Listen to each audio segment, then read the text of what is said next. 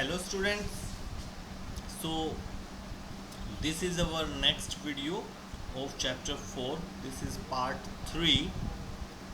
इससे पहले के वीडियो में हम दो पार्ट और कर चुके हैं। ठीक है, चैप्टर 4 के हमने दो पार्ट पहले किए हैं।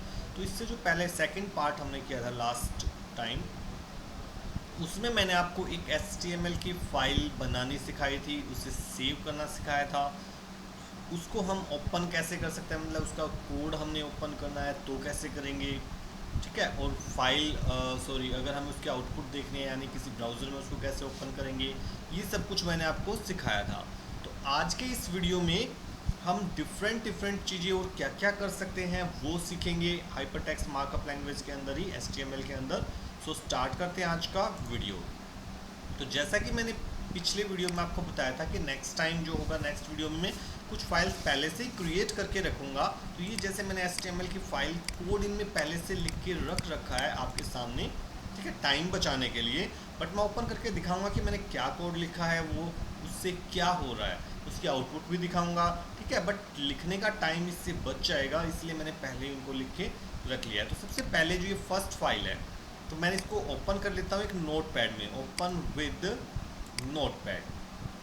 ठीक है, तो ये हमारा नोटपैड ओपन हो गया है। इसको फुल साइज कर देता हूँ। तो देखो मैंने क्या लिखा, first line doc type HTML जो होती है वही लिखी है।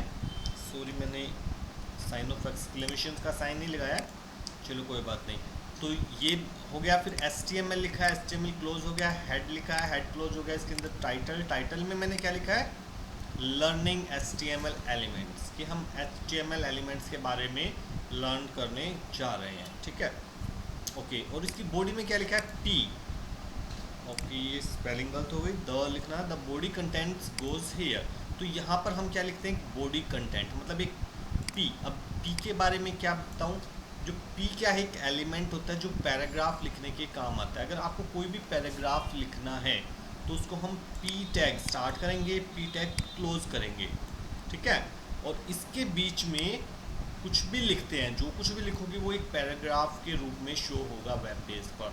ठीक है, तो चलो इसको हम, ये ने लिख लिया, सेव कर दिया। सेव कैसे करते हैं मैंने बताया था, फाइल में जाके सेव पे करके, मैंने सेव पहले ही कर रखा है तो मैं इसको डायरेक्ट क्लोज कर देता हूँ।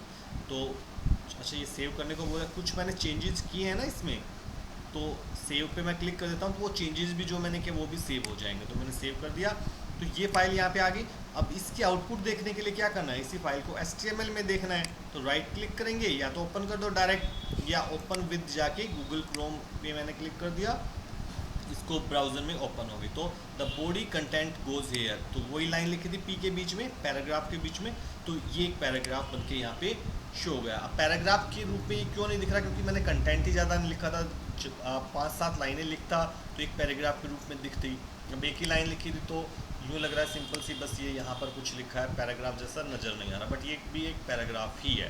ठीक है, और इसका जो टाइटल था वो यहाँ पे नज़र आ रहा है, लर्निंग HTML एलिमेंट्स। ठीक है, तो फर्स्ट फाइल तो सिंपल ऐसी ही एक फाइल हमने पहले बनाई थी, बट पहले जो टेक्स्ट लिखा था मैंने पैराग्राफ टैग के बीच में लिखा था, ऐसे डायरेक्ट लिखा था। इससे पहला जो एग्जांपल हमने किया था सेकंड पार्ट में वीडियो के। ठीक है, तो इसमें हमने पैराग्राफ टैग का यूज़ किया है। ठीक है, तो इसको मैं क्लोज कर देता हूँ। अब नेक्स्ट देखते हैं हम एक हेडिंग, इसको राइट क्लिक कर लिया, ओपन विद नोटपैड, तो मैक्सिमाइज कर लेता हूँ। अब देखो क्या किया, सेम वही चीज़ें लिखे, doc type HTML, head title के बीच में बस टाइटल चेंज कर दिया, हेडिंग एग्जाम्पल लिख दिया। पिछले वाले में एग्जाम्पल लर्निंग HTML एलिमेंट्स ऐसा कुछ था, तो इस बार ये मैंने टाइटल चेंज कर दिया है। बॉडी, अब बॉडी के अंदर वहाँ पर मैंने पैराग्राफ टैग का यूज किया था। यहाँ पर देखो H1 क्लोज, एक H1 नाम का टैग बनाया, फिर H2 का क्लोज, H2 क्या बनाया है, टैग, और फिर H2 को क्लोज कर दिया। तो ऐसे ही H3 close, H4 close, H5 close, H6 close. तो 6 टैग यूज किए हैं H1 से लेके H6 तक। ये 6 क्या होते हैं, ये कहलाते हैं हेडिंग टैग्स। ठीक है, मतलब जब भी अगर आपको एक वेब पेज पर कोई हेडिंग बनानी हो तो हम इन टैग्स का यूज करते हैं। जो H1 टैग होता है उससे सबसे बड़ी साइज़ की हेडिंग बनती है। ठीक है, मतलब अगर आप हेडिंग बनाना चाहते हो तो सबसे बड़ी जो हेडिंग बनती है H1 में बनेगी, H6 में सबसे छोटी, उसके बीच में ऐसे छोटी होती जाएंगी, जैसे H1 सबसे बड़ी, उससे छोटी H2, फिर H3, H4, H5, H6, तो इनको लेवल्स बोलते हैं। तो यानी जो हेडिंग टैग्स है हम क्या बोलेंगे, उसके 6 लेवल्स होते हैं, H1 से H6 तक। सबके बीच में मैंने सेम बात लिखी है, this is heading 1, this is heading 2, this is heading 3, this is heading 4, सिर्फ ये नंबर चेंज किया, बाकी सब में के अंदर जो कंटेंट लिखा है वही लिखा है। तो इसकी आउटपुट हमें कैसी नजर आएगी वो एक बार देख लेते हैं। तो मैं इसको क्लोज कर देता हूँ। तो ये फाइल थी, ठीक है, इसी फाइल को open with Chrome, Google Chrome मैंने ओपन कर लिया। तो इसकी आउटपुट देखो मुझे कैसे दिखाई दी। ऊपर पहले हेड उसमें देख लो, टाइटल में हेडिंग एग्जाम्पल आ गया, और ये देखो ये दिस इज हेडिंग 1 ऐसे लिखा नजर आया, and just wait a minute, okay. तो ये heading 1, heading 2, heading 3, heading 4, heading 5, heading 6, आप देख रहे हो हेडिंग्स छोटी होती जा रही है ना। तो मैंने बताया H1 में सबसे बड़ी हेडिंग आएगी, H2 में उससे छोटी, फिर और छोटी और छोटी, H6 में सबसे छोटी। तो टोटल 6 लेवल होते हैं, इससे ज़्यादा नहीं होते। आप H7, H8 यूज करोगे तो वो यूज नहीं होंगे, ठीक है।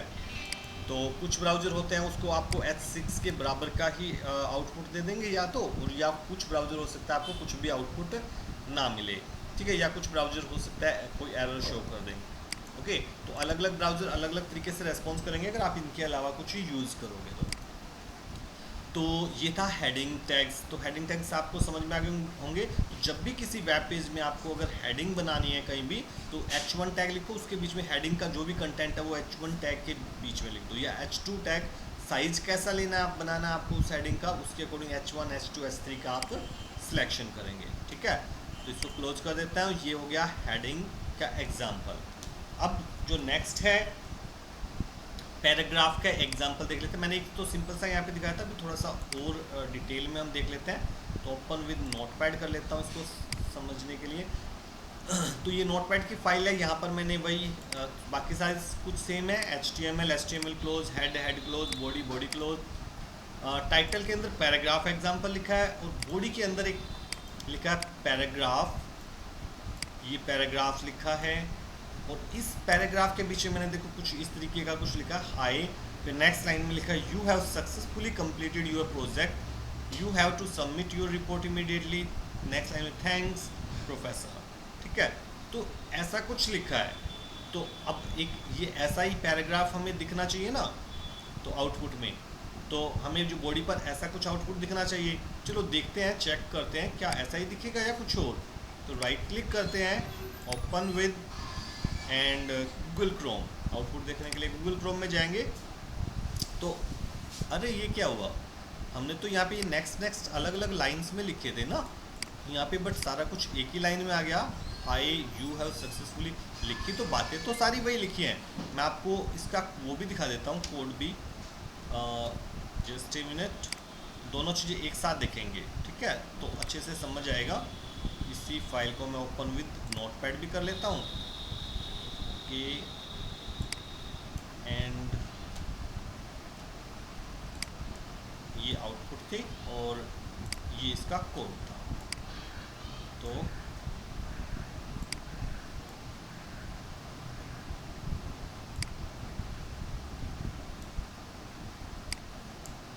ये देखिए, तो हमने ये पैराग्राफ टैग लिखा था जैसे हाई के बाद यू हैव सक्सेसफुली, बट यहाँ तो उसी लाइन में आ गया, आया हुआ है ना। तो ओके, तो ये देखिए ये उसी लाइन में आया हुआ है। फिर ये भी जो नेक्स्ट लाइन थी, ये इसके ख़त्म होने के बाद ये you have submitted your report, ये भी उसी लाइन में आ गई, नेक्स्ट लाइन में नहीं आई, ठीक है। कोई भी सारा कुछ, ये सारा कंटेंट एक ही लाइन में आ गया, एक के बाद एक, ठीक है। एक ख़त्म होता है, उसके बाद उसी से नेक्स्ट, जैसे थैंक्स के बाद प्रोफेसर था तो थैंक्स, और उसके बाद प्रोफेसर स्टार्ट हो गया।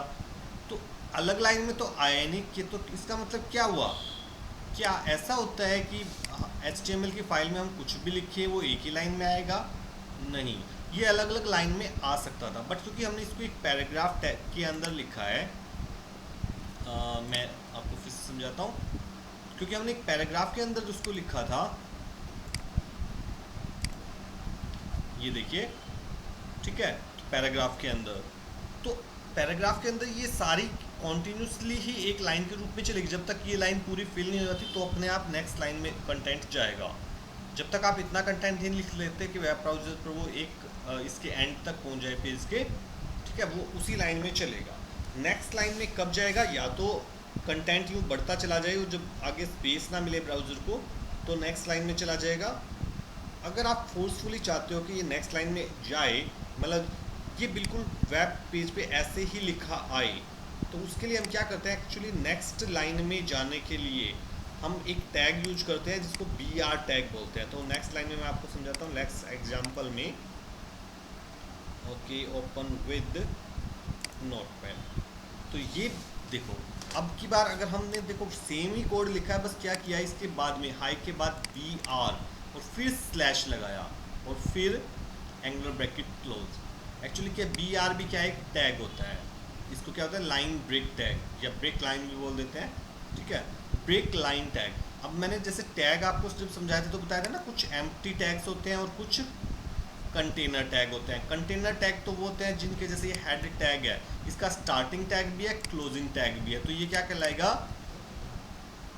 Container tag. अब जो BR टैग होता है वो एम्प्टी टैग होता है, ठीक है। एम्प्टी टैग मतलब इसका क्लोजिंग और स्टार्टिंग टैग जो दोनों ही यही होता है, इसके अलग अलग टैग नहीं होते कि एक स्टार्टिंग टैग एक क्लोजिंग टैग, यही स्टार्टिंग टैग है और यही क्लोजिंग टैग। इसमें इसलिए इसके स्लैश हमने लास्ट में लगाया, मतलब ये तो बन गया स्टार्टिंग टैग, अब स्लैश लग गया तो यानी यही बन गया क्लोजिंग टैग, ठीक है। अगर मैं स्लैश लेकिन इसके बिल्कुल स्टार्टिंग में नहीं लगाना तो ये सिर्फ BR का क्लोजिंग टैग बन जाएगा, तो स्टार्टिंग तो हुई नहीं तो क्लोज कहाँ से हो जाएगा, ठीक है। तो जितने भी एम्प्टी टैग्स होते हैं उनको हम ऐसे यूज करते हैं, टैग का नाम लिखने के बाद स्लैश लगाते हैं और फिर उनको एंगुलर ब्रैकेट को क्लोज कर देते हैं। तो अब इसके बीच में कुछ कंटेंट नहीं आता इसके बाद, बस यही है। अब इस टैग का काम क्या होता है कि भाई यहाँ पर ये जो आपने जो भी लिखा, इसके बाद जो कुछ भी लिखा जाए वो नेक्स्ट लाइन में शो हो वेब पेज पर। इस BR टैग का मतलब ये है कि BR टैग के बाद चाहे कुछ भी लिखो, अब चाहे देखो ये यू हैव सक्सेसफुल मैं यहाँ लिखूँ और चाहे इसके जस्ट बाद लिख दूँ, बट वेब पेज पे ये कहाँ ना जाए क्योंकि ये BR टैग के बाद है, तो वेब पेज पे ये नेक्स्ट लाइन में ही नजर आएगा, ठीक है। ऐसे ही इस लाइन के बाद भी BR लगा दिया, इसका मतलब इसके बाद जो लाइन है ये लाइन ये नेक्स्ट लाइन से ही स्टार्ट होगी। इसके बाद फिर मैंने BR लगा दिया तो BR के बाद ये थैंक्स फिर से नेक्स्ट लाइन में आएगा, तो यहाँ पे भी BR लगा दिया तो इसका मतलब इसके बाद जो प्रोफेसर है वो भी फिर से नेक्स्ट लाइन में ही आएगा, ठीक है। तो ये तो इसकी कोडिंग थी। चलो मैं इसको कोडिंग को क्लोज नहीं करता और इसकी आउटपुट देख लेते हैं। ओपन विद करके, ओपन विद गूगल क्रोम, तो ये आई इसकी आउटपुट और ये था हमारा कोड। तो ये देखो अब बिल्कुल ये ऐसे ही आया है जैसे कि यहाँ पर था, ठीक है। सॉरी, तो आप मैच कर सकते हो, वीडियो को पॉज करके आप मैच करना चाहो तो मैच कर लो, बिल्कुल सेम आउटपुट आपको नजर आएगी, ठीक है। तो इसको मैं क्लोज कर देता हूँ, इसको भी क्लोज कर देता हूँ एंड हमारा वो क्लोज हो गया, ठीक है। तो जो हमने ये लिखे थे हमारी फाइल्स आ गई। तो लाइन ब्रेक वाला एग्जांपल आपको समझ में आ गया कि जब भी अगर आपको वेब पेज पे आप चाहते हो कि कोई भी कंटेंट वेब पेज में ये वाला कंटेंट नेक्स्ट लाइन से स्टार्ट होना चाहिए, तो उस कंटेंट से जस्ट पहले क्या लगा दो आप, BR टैग यानी ब्रेक लाइन टैग, ठीक है। उसके बाद है अलाइन एट्रीब्यूट। मैं क्लिक करता हूँ open with Google Chrome, okay sorry मैंने ओपन विद गूगल क्रोम कर दिया, इसको पहले कोड देखना था हमें। ओपन विद नोटपैड कर लेते हैं, मैक्सिमाइज। देखो अब की बार मैंने क्या किया है, पैराग्राफ बनाया है, ठीक है। ये पैराग्राफ बनाया है और इनकी के साथ में मैंने क्या लगा दिया, ये अलाइन एट्रीब्यूट लगा दिया। अलाइन इक्वल टू लेफ्ट, ये एट्रीब्यूट क्या होते हैं, जितने भी टैग्स होते हैं इन टैग की प्रॉपर्टीज़ को चेंज करने के लिए हम एट्रीब्यूट्स का यूज़ करते हैं। यानी किसी भी जो टैग है ना उसकी कुछ प्रॉपर्टी, जैसे पैराग्राफ। अब पैराग्राफ जो होते हैं वो लेफ्ट अलाइन भी हो सकता है, राइट अलाइन भी हो सकता है, ठीक है। आपने MS वर्ड में देखा होगा जब पैराग्राफ लिखते हैं उनको हम लेफ्ट अलाइन भी कर सकते हैं, राइट अलाइन भी कर सकते हैं। ऐसे ही अगर आपको किसी पैराग्राफ को लिखना है बट उसकी अलाइनमेंट चेंज करनी है तो हम क्या करेंगे, अलाइन एट्रीब्यूट का यूज़ करेंगे। इसका यूज कैसे करते हैं, पहले एंगुलर ब्रैकेट, उसके बाद टैग का नाम लिखेंगे। जैसे हर टैग के अलग अलग एट्रीब्यूट होते हैं, पी टैग का जैसे एक एट्रीब्यूट है अलाइन, ऐसे अलग अलग टैग्स होते हैं, उनके अलग अलग एट्रीब्यूट्स होते हैं, वो हमें याद करने पड़ेंगे। धीरे धीरे यूज करते जाएंगे तो याद होता चला जाएगा। तो ये पैराग्राफ टैग का एट्रीब्यूट है अलाइन। तो फिर उस एट्रीब्यूट का नाम लिखेंगे, फिर इक्वल टू का साइन लगाएंगे, और फिर डबल इन्वर्टेड कोमा के अंदर इस की जो वैल्यू है, मतलब अलाइन हमें कैसे करना है, लेफ्ट करना है तो लेफ्ट लिखेंगे, राइट, सेंटर, जस्टिफाई, आप कुछ भी लिख सकते हो, ठीक है, लेकिन जो वैल्यू होती है वही लिखना है। अब ये नहीं अलाइन इक्वल टू रेड लिख दिया तो इसका तो कोई मतलब नहीं। रेड लाइन क्या होता है, कुछ भी नहीं होता, ठीक है। तो जो वैल्यूज़ होती हैं, किस एट्रीब्यूट की क्या क्या वैल्यू हो सकते हैं, ये भी हमें सीखनी पड़ती हैं। तो धीरे धीरे हम करते जाएंगे तो सीखते चले जाएंगे, ठीक है। फिर से मैंने क्या लिखा, देखो पैराग्राफ सेम वही लिखा है, यही जो चीज़ लिखी थी अभी जो पिछले एग्जाम्पल में किया था, एक पैराग्राफ लिखा, यहाँ पे इसको क्लोज कर दिया, ठीक है। एट्रीब्यूट जो होता है ये भी याद रखना, ये हमेशा केवल स्टार्टिंग टैग में ही लिखा जाता है, कभी भी क्लोजिंग टैग में एट्रीब्यूट नहीं लिखते, ये स्टार्टिंग टैग में ही लिखा जाएगा, ठीक है। तो ये पैराग्राफ, एक पैराग्राफ ये हो गया। फिर ये दूसरा पैराग्राफ स्टार्ट हो गया, बट इसकी अलाइनमेंट मैंने कर दी राइट। फिर यहाँ पे तीसरा पैराग्राफ स्टार्ट कर दिया है, इसकी अलाइनमेंट कर दी सेंटर। कंटेंट सब में सेम है, वही लिखा है, इस पैराग्राफ में भी वही लिखा है, ऊपर वाले में भी यही लिखा था, नहीं वही पैराग्राफ हम बार बार लिख रहे हैं, बट उनके अलाइनमेंट अलग अलग कर रहे हैं, किसी की सेंटर, किसी की लेफ्ट, राइट। अब ये पैराग्राफ भी क्लोज हो गया। अब एक और पैराग्राफ है, इसकी अलाइन जस्टिफाई, ये थोड़ा आगे चला गया, इसको चलो यहाँ ले आते हैं। और तो ये अलाइन हो गया जस्टिफाई, फिर वही पैराग्राफ लिख दिया। फिर से मैंने एक बार और लिखा P align equal to left, but यहाँ पे देखो ये पैराग्राफ मैंने कुछ और भी लिख रखा है, इसमें थोड़ा सा बड़ा सा पैराग्राफ है, मैंने और कुछ बनाया, और ये जो क्लोज हुआ यहाँ पे हुआ। अब यहाँ पे मैंने कुछ भी नहीं लिखा, नहीं, P align equal to left है।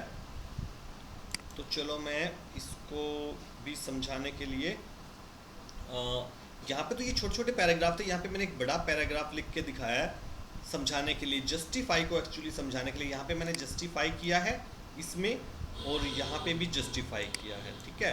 तो अब देखते हैं कि एक्चुअल में हो क्या रहा है, आउटपुट देख लेते हैं। इसको मैं क्लोज करता हूँ और फिर समझेंगे आउटपुट के साथ साथ दोबारा से, तो अच्छे से समझ आएगा।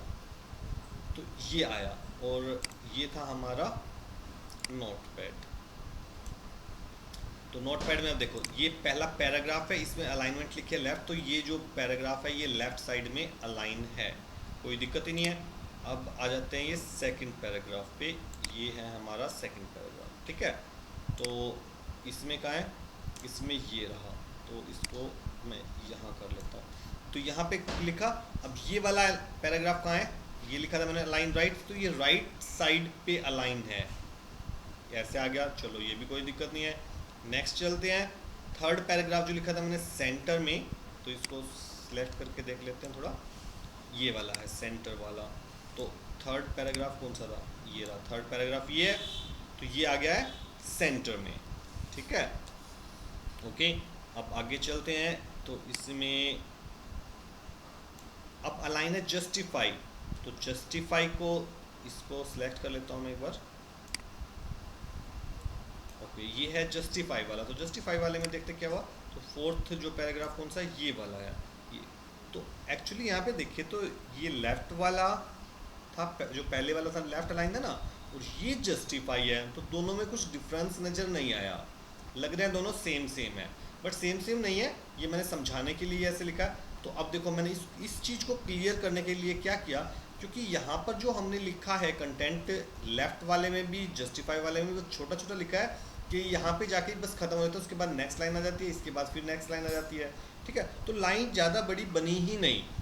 अब मैंने क्या किया, फिर से एक लेफ्ट अलाइन वाला पैराग्राफ लिखा है ऐसे, अब की बार ये पैराग्राफ बड़ा सा लिखा है, ठीक है, इसके अंदर यहाँ पे क्लोज हुआ है। फिर सेम पैराग्राफ को दोबारा लिखा है, बट इस बार जस्टिफाई किया। तो अगली बार तो ये जो इनके रिजल्ट आए, मैं चलो इसको हटा के एक बार दिखा देता हूँ। तो ये दो पैराग्राफ मैंने लिख के, अब इसका तो लेफ्ट अलाइन किया था और इसको राइट अलाइन किया था। अब इन दोनों में देखो कुछ डिफरेंस नजर आ रहा है, इस वाले पैराग्राफ में और इस वाले पैराग्राफ में। हाँ, तो यहाँ देखो लेफ्ट साइड से तो दोनों सेम है, बट राइट साइड से देखो, ये राइट साइड से अलाइन नहीं है, ये जो कैरेक्टर हैं कोई आगे पीछे ख़त्म हो रहे हैं, बट यहाँ पे बिल्कुल एक स्ट्रेट लाइन में आए हैं, तो यानी राइट लाइन भी है भाई। इसमें भी ऊपर सेम लाइन लिखी है, ये यहीं तक अबाउट पे ख़त्म हुआ, ये भी अबाउट पर, ये भी इंक्लूडेड पर, दीज पर, द मोर, क्योंकि सेम चीज़ मैंने इसमें लिखी थी, सेम इसमें। तो जस्टिफाई में क्या हुआ, जस्टिफाई अलाइनमेंट क्या करता है, लेफ्ट और राइट दोनों साइड से अलाइन करता है टेक्स्ट को, जबकि लेफ्ट अलाइन करेगा तो सिर्फ लेफ्ट साइड से अलाइन करेगा, राइट साइड से नहीं करेगा। ओके, लेकिन अगर कोई टेक्स्ट आपने ऐसे लिखा है, जैसे ये है ही बहुत छोटा हाई, अब ये इसको राइट साइड से अलाइन करें कहाँ, जब तक राइट साइड तक पहुँचा ही नहीं टेक्स्ट, तो ठीक है ना। अगर टेक्स्ट पहुँचेगा ही नहीं राइट साइड तक, तो राइट साइड से अलाइन नहीं करेगा, फिर ये सिर्फ लेफ्ट अलाइन की तरह वर्क करेगा। ओके, तो अलाइनमेंट आई थिंक आपको समझ आ गई है। ओके, तो इसको भी मैं क्लोज कर देता हूँ। ये इस चीज़ समझाने के लिए मैंने बहुत सारे अलाइनमेंट के कोड लिखे थे। तो ये था अलाइनमेंट। अब इसके बाद बात करते हैं नेस्टिंग टैग्स। नेस्टिंग टैग क्या होते हैं, इसको क्लोज कर लेता हूँ, ओपन विद।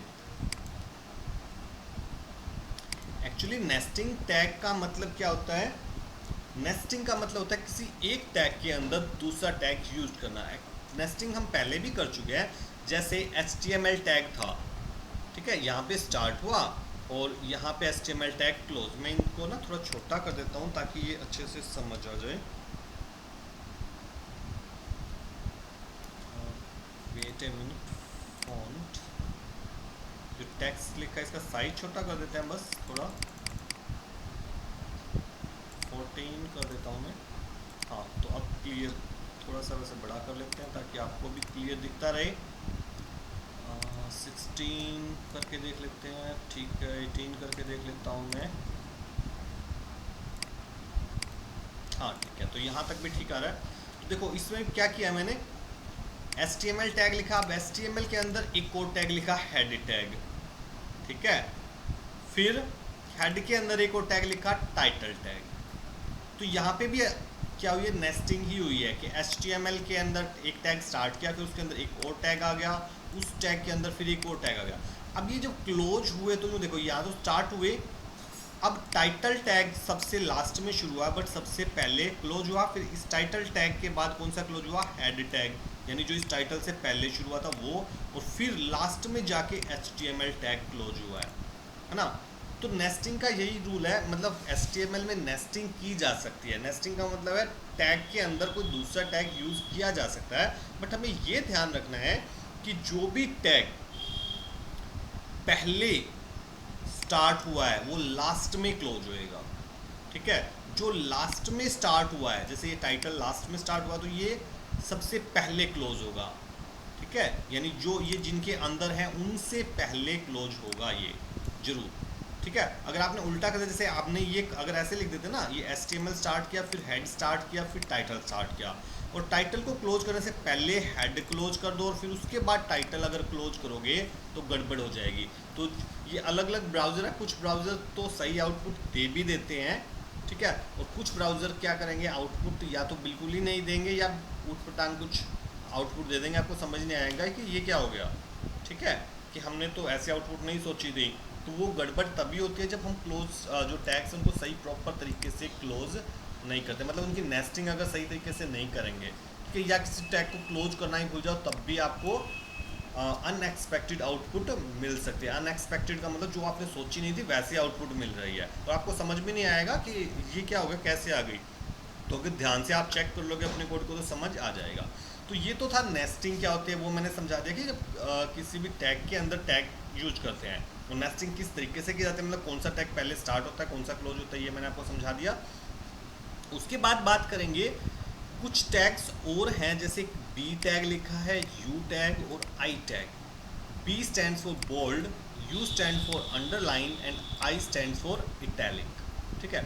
तो ये कुछ फॉर्मेटिंग टैग्स होते हैं जो हम टेक्स्ट जब हम लिखते हैं उस टेक्स्ट की फॉर्मेटिंग के काम आते हैं, और इनकी नेस्टिंग भी की जा सकती है। किसी भी टैग की, किसी भी टैग को किसी दूसरे टैग के अंदर लिखा जा सकता है। जैसे यहाँ पे तो देखो हेड जो है और टाइटल है और HTML है, इनमें तो हमेशा क्या होगा, हेड के अंदर आप HTML टैग को नहीं लिख सकते, हमेशा HTML के अंदर ही हेड आएगा, हेड के अंदर टाइटल आएगा, टाइटल के अंदर हेड नहीं जाएगा, ठीक है।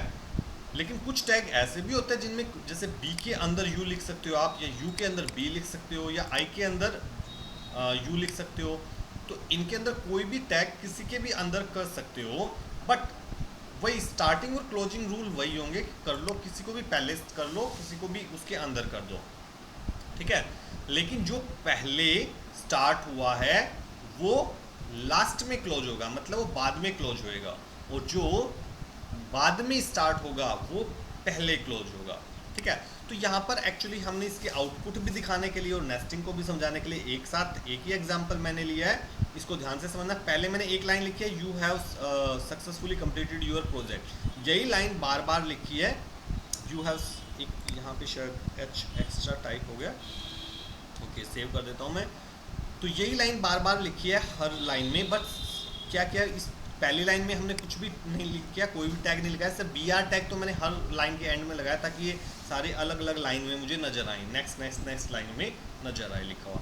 बट जो ये सेकंड लाइन है, इससे पहले मैंने बी टैग को यूज किया है और बी टैग को क्लोज किया है, फिर यू टैग नेक्स्ट वाली लाइन को यू टैग स्टार्ट किया है, यू टैग को क्लोज किया है, ठीक है। फिर आई टैग को स्टार्ट किया है और आई टैग को क्लोज किया है, ठीक है। यहाँ तक तो एक एक यूज किया, अब की बार मैंने दो दो यूज करने शुरू किए। जैसे ये था, बी टैग स्टार्ट किया, फिर उसके अंदर यू टैग स्टार्ट कर दिया, फिर लाइन लिखी। अब क्योंकि यू टैग बाद में स्टार्ट हुआ है तो पहले यू टैग क्लोज कर दिया और फिर बी टैग क्लोज कर दिया, ये वाला, ठीक है। तो ये दोनों क्लोज हो गए, तो इसका मतलब नेस्टिंग मैंने ठीक से किया है। बट इसका मतलब हुआ क्या, मैंने इस लाइन पर दोनों इफेक्ट लगाए हैं, कौन सा, बोल्ड भी और अंडरलाइन भी। ऐसे इस लाइन पर बोल्ड और इटैलिक लगाया और क्लोज करते वक्त ऐसे पहले इटैलिक क्लोज फिर बोल्ड क्लोज, क्योंकि बोल्ड पहले शुरू हुआ था, इटैलिक बाद में, तो इटैलिक पहले क्लोज होएगा, बोल्ड बाद में। सेम ऐसे ही इटैलिक और अंडरलाइन इस लाइन पे लगाए हैं, वो यू पहले क्लोज किया है, आई बाद में, क्योंकि यू शुरू बाद में हुआ था तो क्लोज पहले होएगा, ठीक है। आई पहले शुरू हुआ था तो आई बाद में क्लोज होएगा, ठीक है, ओके। और लास्ट लाइन में मैंने तीनों यूज किया है, एक बार बी यूज किया, फिर बी के अंदर यू यूज किया, यू के अंदर फिर आई यूज किया, तो क्लोज भी ऐसे होंगे, पहले आई क्लोज होएगा, फिर यू क्लोज होएगा, फिर बी। तो यहाँ पे पहले आई क्लोज हुआ, फिर यू क्लोज हुआ, फिर बी क्लोज हुआ, ठीक है। तो इस तरीके से मैंने लिखे हैं। अच्छा, एक चीज़ और किया कि शुरू वाली कुछ लाइनों में मैंने बी आर लिखा है टैग, और यहाँ पर लास्ट की तीन लाइन जो है उसमें मैंने एच आर टैग लिखा है, H R H R H R. इस एच आर से क्या होता है वो भी देख लेंगे साथ साथ। तो कई चीज़ें की हैं एक साथ, ठीक है। तो इसको मैं एक बार मिनिमाइज कर देता हूँ और इसको ओपन कर लेते हैं, ओपन विद गूगल क्रोम। तो ये आउटपुट आई। अब वापस से इसको ओपन कर लेते हैं। अच्छा चलो यहाँ पे देख लेते हैं। क्लोजिंग तो हम देख ही चुके हैं कैसे था क्लोज, बस ये समझते हैं। देखो फर्स्ट लाइन जो हमने की उसमें कोई भी टैग नहीं लगाया, तो ये फर्स्ट लाइन आ गई आउटपुट, ठीक है। ये एक सिंपल लाइन लिखी हुई है। सेकंड लाइन में हमने क्या किया है, बी टैग का यूज किया है। बी क्या मतलब, बोल्ड। बोल्ड का मतलब यहाँ पे देख लो सेकंड लाइन में जो अक्षर लिखे हो थोड़े थिक हो गए हैं, तो बोल्ड से क्या होता है, थिक हो जाते हैं लेटर्स, ठीक है, थोड़े। फिर यू, यू मतलब अंडरलाइन, तो यहाँ पे देखो थिक नहीं हुए। तीसरी लाइन में जैसी पहली लाइन थी वैसे ही है, बट एक अंडरलाइन आ गई है, ठीक है। तो यू क्या करता है, अंडरलाइन लगाता है, यू टैग। फिर आई टैग, आई टैग से क्या हुआ, इटैलिक। मतलब अब चौथी जो लाइन है इसको देखो, इसमें भी क्या है, ये है उतनी ही, ना थिक हुई है ना थिन हुई है, बट ये थोड़ी सी झुक गई है ना, राइट साइड की तरफ झुक गई है। तो ये जो इटैलिक होता है ये यही करता है, जो टेक्स्ट है उसको थोड़ा सा राइट साइड बेंड कर देता है, ठीक है। अब अगली लाइन जो है पांचवी लाइन, उसमें बी और यू टैग दोनों यूज हुआ। पांचवी लाइन कौन सी, ये रही। तो ये बी मतलब बोल्ड और यू मतलब अंडरलाइन, तो बोल्ड भी हो गया और अंडरलाइन भी हो गया, दोनों एक साथ हो गए इफेक्ट। नेक्स्ट जो है बी और आई, यानी अब जो नेक्स्ट लाइन है बोल्ड भी हो गया और इटैलिक भी हो गया। ये वाली लाइन देखो, बोल्ड और इटैलिक दोनों हो गए, ठीक है। अब यहाँ तक तो क्या था, लास्ट में क्या लग रहा था, बी आर थे, तो नेक्स्ट लाइन में आते। अब इसके बाद हमने एच आर लगाया था, ये एच आर बी आई वाले के बाद। तो एच आर का मतलब क्या था, हॉरिजॉन्टल रूलर, यानी एक हॉरिजॉन्टल लाइन आ जाती है। तो एच आर से क्या होता है, इसके बाद जो भी टेक्स्ट जहाँ भी आप एच आर लगाओ ना, जिससे के बाद में एच आर लगाओ, तो उसके बाद एक हॉरिजॉन्टल लाइन ड्रॉ हो जाएगी, और जो कंटेंट होगा फिर उस लाइन के बाद आएगा, उसके बाद जो भी कंटेंट होगा। तो अब जो नेक्स्ट लाइन थी वो आई और यू, मतलब इटैलिक हो गया और अंडरलाइन हो गया। तो ये देख सकते हो इटैलिक और अंडरलाइन हो गया। और फिर इसके बाद फिर से एच आर टैग लगाया था तो एक लाइन आ गई, हॉरिजॉन्टल लाइन। और उसके बाद फिर से जो लास्ट है इसमें बोल्ड अंडरलाइन इटैलिक तीनों इफेक्ट लगे हैं। बोल्ड भी है, इटैलिक भी है, थोड़ा सा झुका हुआ भी है, अंडरलाइन भी है, ठीक है। उसके बाद एच आर लगाया था तो एक लाइन भी आ गई, ठीक है। तो एच आर टैग, अब एच आर टैग में भी आपने नोटिस किया हो कि इसका क्लोजिंग टैग अलग से नहीं बनाया है, स्टार्टिंग टैग और क्लोजिंग टैग दोनों ही सेम एक ही में बनाए गए हैं, सॉरी एच आर में, ठीक है। जैसे बी आर टैग, तो बी आर और एच आर ये दोनों ही क्या कहलाते हैं, एम्प्टी एलिमेंट भी कहलाते हैं या एम्प्टी टैग्स भी कहलाते हैं, ठीक है। क्योंकि इनका क्लोजिंग टैग अलग से नहीं होता, सेम एक ही टैग में दोनों टैग होते हैं। और इन दोनों का काम क्या है, बी आर का है ब्रेक लाइन, यानी बी आर के बाद जो भी कंटेंट होगा वो नेक्स्ट लाइन से स्टार्ट होगा। और हॉरिजॉन्टल रूलर क्या है, जहाँ पे भी आप इसको यूज करोगे, मतलब जिस कंटेंट के बाद आप इसे यूज करोगे उस कंटेंट के बाद एक हॉरिजॉन्टल लाइन ड्रॉ हो जाएगी, और इस एच आर के बाद जो कंटेंट होगा वो उस हॉरिजॉन्टल लाइन के बाद अपीयर होगा, ठीक है। तो ये थे इन सब के, तो इसको भी क्लोज कर देता हूँ मैं। आई थिंक आपको नेस्टिंग भी समझ में आ गई होगी, तीनों बोल्ड इटैलिक अंडरलाइन का यूज़ कैसे करना है वो भी समझ में आ गया होगा, ठीक है। अब नाउ नेक्स्ट एक एग्जांपल रह गया कमेंट टैग। कमेंट टैग क्या होता है, ओपन विद मैं कर देता हूँ कि ओपन विद नोटपैड। तो यहाँ पे क्या किया मैंने, एक सिंपल सा पैराग्राफ लिखा और यहाँ पे लिखा दिस इज ए कमेंट, ठीक है। फिर ये लिखा है P tag is use to create paragraph in HTML। फिर लिखा है दिस इज पैराग्राफ, फिर this is second paragraph. Once there was a crow he was very thirsty and he was flying here and there in search of water. बस इतना लिखा है, फिर paragraph close कर दिया। तो एक पैराग्राफ के अंदर ये कंटेंट लिखा है, एक पैराग्राफ के अंदर ये कंटेंट लिखा है।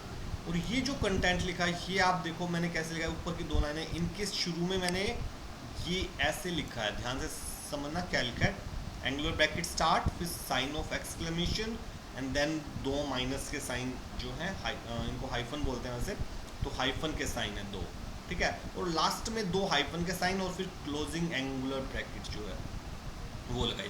तो इसके बीच में कुछ लिखा है, एक्चुअली इसको जैसे स्टार्टिंग में हम ये लिखें और लास्ट में ये लिखें और इसके बीच में कुछ भी लिख दें तो इसको हम बोलते हैं कमेंट। ये पूरी लाइन एक कमेंट है, ठीक है। और ये कमेंट टैग है, ये कमेंट टैग स्टार्ट हुआ, ये कमेंट टैग क्लोज हो गया, ठीक है। तो इसके बीच में यानी कमेंट टैग जो आपने स्टार्ट किया और कमेंट टैग जो क्लोज किया, ठीक है, उसके बीच में आप चाहे जो मर्जी लिख दो वो कभी भी वेब पेज पे डिस्प्ले नहीं होता, ठीक है। ना वो टाइटल में वो कहीं भी डिस्प्ले नहीं होगा, ये केवल इस फाइल में दिखेगा। तो इसका यूज़ क्या है, इसको हम अपने जब एक्चुअली अभी तो हमने जो कोड किया वो थोड़ा थोड़ा कोड किया है, बट वेब पेज जब बनाते हैं तो बहुत बड़ी बड़ी कोडिंग हो जाती है, एक ही पेज बहुत नीचे तक चला जाता है। तो हम कई बार हमें खुद नहीं समझ आता भाई ये कोडिंग हमने किस काम के लिए की थी। तो अगर हम कोई भी कोडिंग करने से पहले जैसे कोई टेबल बनाया उस टेबल से पहले ये कमेंट डाल के उसमें लिख दें कि भाई ये जो कोडिंग है हम इस पर्पज़ के लिए कर रहे हैं। अगर बिना कमेंट के लिखेंगे तो वो वेब पेज पे डिस्प्ले हो जाएगी वो चीज़, बट हमें वेब पेज पे तो करानी ही नहीं, ठीक है। तो ऐसी कोई भी चीज़ जो वेब पेज पे डिस्प्ले नहीं कराना चाहते बट लेकिन कोड को जब हम पढ़े तो हमें समझ आ जाए कौन ये कोड किस पर्पज़ के लिए है, तो ऐसा काम करने के लिए हम क्या करते हैं, ये कमेंट टैग का यूज़ करते हैं। तो कमेंट्स करने के लिए अब इसकी एक बार आउटपुट भी देख लेते हैं कि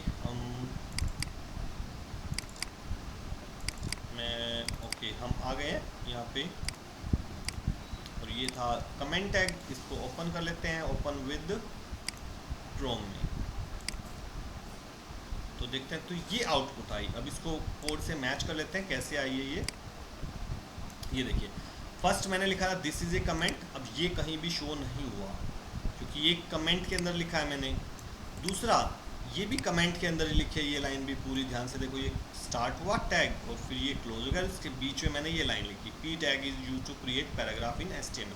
तो ये भी इस पर कहीं भी शो नहीं हुई, अब उसके बाद एक पैराग्राफ टैग के अंदर लिखा है कुछ, दिस इज ए पैराग्राफ, तो ये एक पैराग्राफ बन के यहाँ डिस्प्ले हो गया। ठीक है, उसके बाद दिस इज सेकंड पैराग्राफ, ये कमेंट के रूप में लिखा है तो ये कहीं भी नज़र नहीं आया। और फिर एक पी टैग के बीच में मैंने कुछ लिखा है, ये लाइंस लिखे हैं, once there was a crow, तो once there was a crow. अब ये हालांकि मैंने अलग अलग लाइन में लिखी है, बट यहाँ पे एक ही लाइन में आई है, क्यों? क्योंकि बी आर टैग का यूज़ नहीं किया इस पैराग्राफ के बीच में मैंने। ठीक है, तो सब कुछ एक ही लाइन में आएगा। अगर मैं बी टैग यूज कर देता इसके बाद यहाँ पे, यहाँ, तो ये नेक्स्ट लाइन में आती, ये वाली लाइन यहाँ नेक्स्ट में आती। ठीक है, पैराग्राफ एक ही रहता बट नेक्स्ट लाइन अलग बन जाती है उसकी, अदरवाइज वो सेम लाइन में रहेगी। ठीक है, तो ये था कमेंट टैग। तो आप अपनी अपने हिसाब से इसको यूज कर सकते हो। कमेंट टैग कहाँ यूज करना चाहिए कहाँ नहीं, आपको खुद से डिसाइड करना पड़ेगा। तो अगर कोई ऐसी कोडिंग है जो आपको थोड़ी सी कॉम्प्लेक्स लग रही है, कई बार एवन दो ऐसा होता है कि जो खुद प्रोग्रामर्स होते हैं, जो प्रोग्राम लिखते हैं बड़े बड़े, बाद में भी जब अपने प्रोग्राम को कई बार जैसे 3 महीने बाद 6 महीने बाद कभी ओपन करके देखते हैं, उन्हें खुद याद नहीं आता यार ये कोडिंग लिखी थी, ये किस लिए लिखी थी, इसका क्या काम था, मतलब ध्यान नहीं रहता। ठीक है, तो अगर वो कमेंट्स प्रॉपर दे देते वहाँ पर, तो नेक्स्ट टाइम जब वो खोलेंगे उनको फटाफट समझ में, अच्छा अच्छा अच्छा ये इस काम के लिए है। ठीक है, ये या इसके बाद हमने ये काम किया है, तो इस टाइप से आप इसका अपने तरीके से यूज कर सकते हो। तो ये जो चैप्टर 4 था, ठीक है, अभी एक्चुअली HTML तो बहुत बढ़िया और बहुत सारे टैग्स होते हैं। अभी तो हमने इसके शायद 10% टैग्स भी कवर नहीं किया है। ठीक है, बहुत सारे टैग्स होते हैं अलग अलग काम करने के लिए, तो वो हम आगे आने वाला जो नेक्स्ट चैप्टर है उसमें सीखेंगे बहुत सारे टैग्स। ठीक है, तो हमने कुछ बेसिक थोड़ा सा तो HTML सीख ही लिया है, लगभग टेक्स्ट पे कैसे काम करते हैं, जो टेक्स्ट डेटा को वेब पेज पे कैसे डिस्प्ले कराते हैं, हेडिंग की फॉर्म में, पैराग्राफ की फॉर्म में, नई लाइन में करना हो तो, या कोई लाइन ड्रॉ करा के उसके बाद कुछ टेक्स्ट टाइप करना है तो उनको बोल्ड, इटैलिक, अंडरलाइन करना है, तो एक टेक्स्ट को अच्छे तरीके से रिप्रेजेंट कराना तो हम लगभग सीख ही गए हैं। ठीक है, तो आगे आने वाले चैप्टर्स में हम और अच्छे से सीखेंगे। तो चैप्टर 4 हमारा यहाँ पे फिनिश हो गया है, तो मिलते हैं नेक्स्ट वीडियो में। Till then bye bye and take care.